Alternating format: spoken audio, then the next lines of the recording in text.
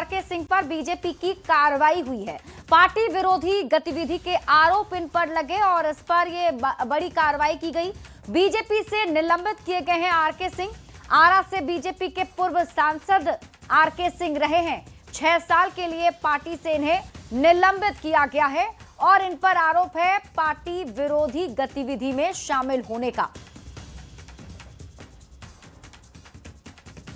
तो पूर्व मंत्री आरके सिंह पर बीजेपी ने बड़ी कार्रवाई की है। बड़ी खबर आपको बता रहे हैं, बड़ी जानकारी। पार्टी विरोधी गतिविधि के आरोप में ये एक्शन पार्टी ने इन पर लिया है।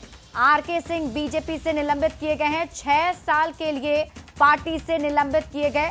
आपको बता दें कि आरा से बीजेपी के पूर्व सांसद रहे हैं आरके सिंह और पार्टी ने ये बड़ी कार्रवाई की है। 6 साल के लिए पार्टी से निलंबित आरके सिंह को कर दिया गया है। तो चुनाव संपन्न होने के ठीक बाद ये बड़ी कार्रवाई बीजेपी की तरफ से आरके सिंह के खिलाफ की गई है। आरा से बीजेपी के पूर्व सांसद रहे हैं। 6 साल के लिए पार्टी से इन्हें निलंबित किया गया है।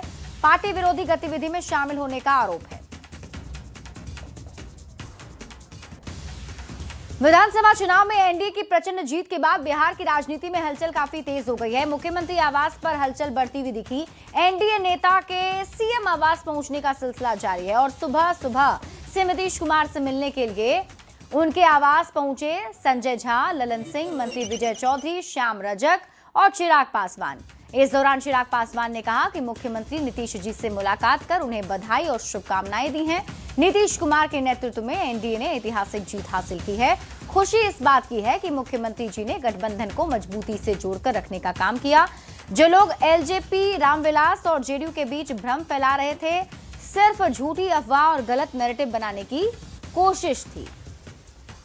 अभी पहले कल तक हम लोग जो है धन्यवाद मतदाता प्रत्येक विधानसभा और जिला में जो है कार्यक्रम करेंगे, सभी मतदाताओं को धन्यवाद देंगे।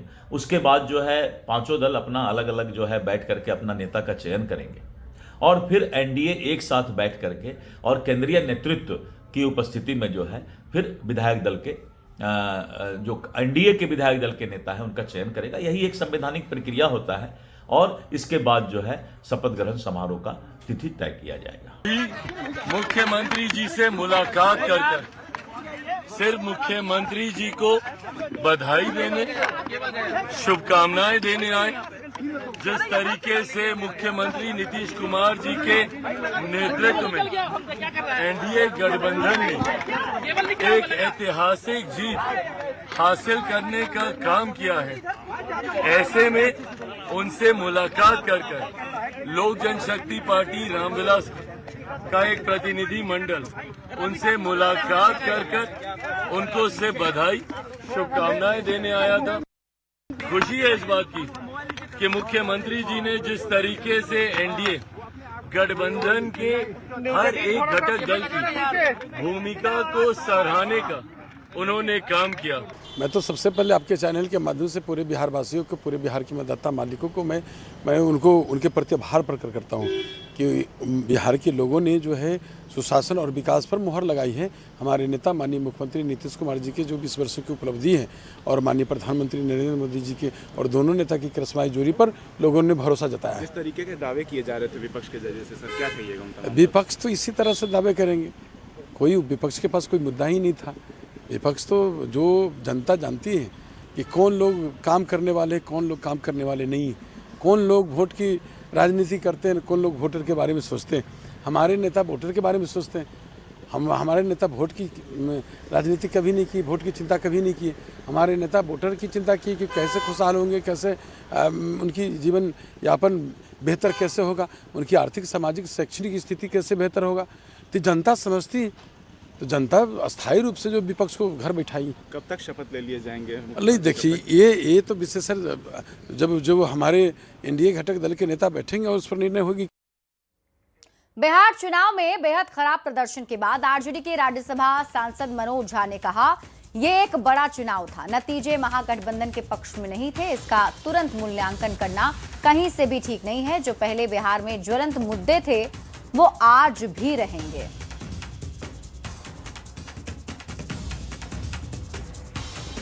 तो चुनाव नतीजे पर आरजेडी की प्रतिक्रिया सामने आई है। बिहार चुनाव में बेहद खराब प्रदर्शन के बाद आरजेडी के राज्यसभा सांसद मनोज झा ने बड़ा बयान दिया है। समझता हूं त्वरित टिप्पणी, त्वरित मूल्यांकन नहीं करना चाहिए। एक बड़ा चुनाव था, अब इस चुनाव में क्या हुआ, कहां हुआ, इसके लिए अगर हम 6 घंटे के अंदर, 10 घंटे के अंदर मूल्यांकन करेंगे तो वो उचित नहीं होगा, ना तो बिहार के इलेक्टर के लिए, ना पॉलिटिकल पार्टीज के लिए। मेरा मानना है कि बिहार की जनता ने, बिहार की हमारी आवाम ने, और मैं दोहरा रहा हूं, तेजस्वी जी यही हैं, मुद्दे यही हैं।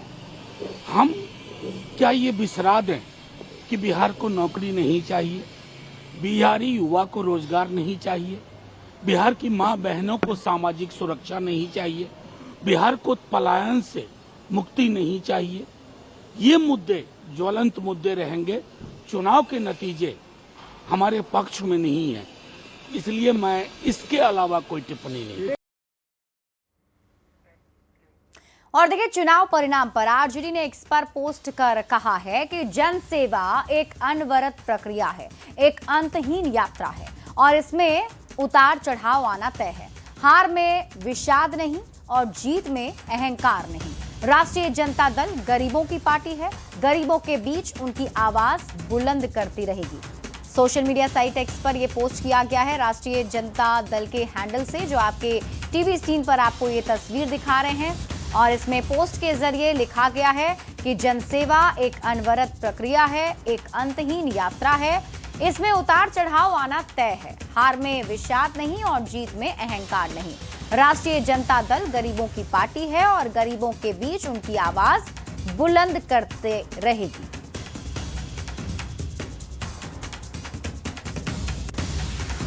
वहीं नतीजे आने के बाद से जनसुराज के संरक्षक और रणनीतिकार प्रशांत किशोर चुनावी मैदान में पूरी तरह से पस्त हो चुके हैं।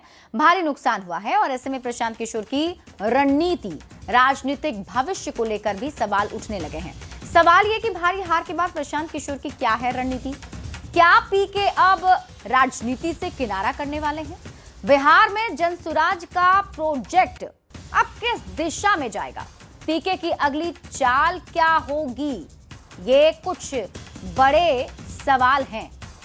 तो क्या पीके अब राजनीति से किनारा करने वाले हैं? बिहार में जनसुराज का प्रोजेक्ट अब किस दिशा में जाने वाला है? और प्रशांत किशोर क्या अब बिहार छोड़ देंगे?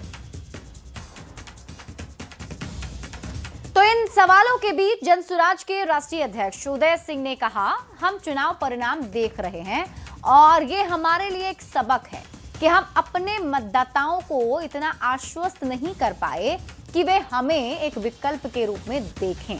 हम निराश नहीं हैं, हम इसी दृढ़ संकल्प के साथ काम करते रहेंगे। ना हम जेडीयू के कहने पर राजनीति में आए थे और ना ही उनके कहने पर हम राजनीति छोड़ेंगे।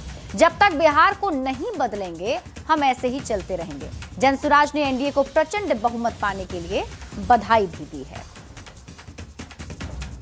चुनाव परिणाम को हम देख रहे हैं कि हम लोगों के लिए सीख है कि हम लोगों ने अपने मतदाताओं को उतना भरोसा नहीं दिला पाए कि वो हमको विकल्प के रूप में देखे, और जब अंत में वो डर गया कि आरजेडी की व्यवस्था न बन जाए तो वो एनडीए की तरफ शिफ्ट हो गया। लेकिन हम कहीं से भी हताश नहीं हुए हैं, हमें मालूम है क्या करना है और उसी मुस्तैदी के साथ, उसी संकल्प के साथ हम लोग अपने काम में लगे रहेंगे और आने वाले दिन में जो बिहार बदलाव की बात हमने की है उसको पूरा करेंगे। बिहार विधानसभा चुनाव के रिजल्ट आने के बाद से तेजस्वी के नेतृत्व को लेकर कई सवाल उठने लगे हैं। क्योंकि आरजेडी को भारी नुकसान हुआ है, तो ऐसे में सवाल ये कि क्या आरजेडी करारी शिकस्त के बाद भी तेजस्वी पर भरोसा बनाए रखेगा? क्या तेजस्वी अभी भी विपक्ष का चेहरा बनकर रहेंगे? क्या रिजल्ट के बाद पार्टी में असंतोष खुलकर सामने आएगा? क्या तेजस्वी यादव के नेतृत्व पर पार्टी के लोग खुले तौर पर सवाल उठाएंगे? तो तेजस्वी यादव को लेकर ये कुछ सवाल जरूर हैं, क्योंकि इस बार महागठबंधन का जो परफॉर्मेंस है वो कैसा रहा ये सभी जानते हैं। और ऐसे में अब तेजस्वी यादव के नेतृत्व पर भी क्या सवाल उठेंगे, ये एक बड़ा सवाल बना हुआ है, क्योंकि तेजस्वी यादव के ऊपर ही महागठबंधन का पूरा दारोमदार था।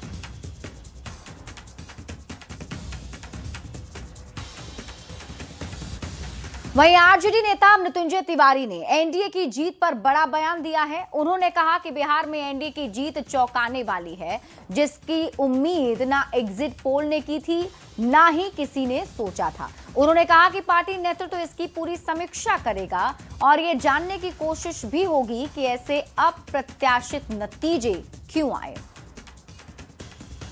आप लोग जीत को लेकर के बिहार की जनता पूरी तरह से आश्वस्त है कि जनता की जीत होगी और महागठबंधन की सरकार बनेगी, तेजस्वी यादव जी मुख्यमंत्री बनेंगे।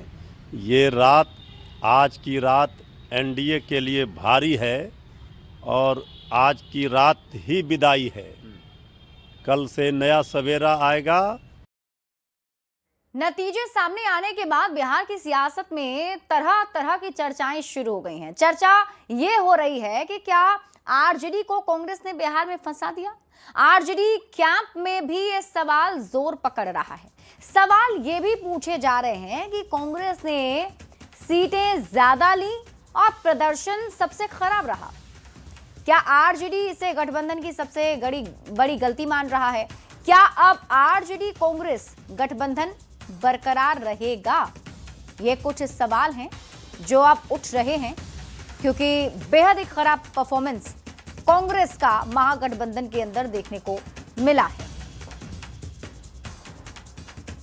तो अब राजनीति में अलग अलग चर्चाएं भी शुरू हो चुकी हैं।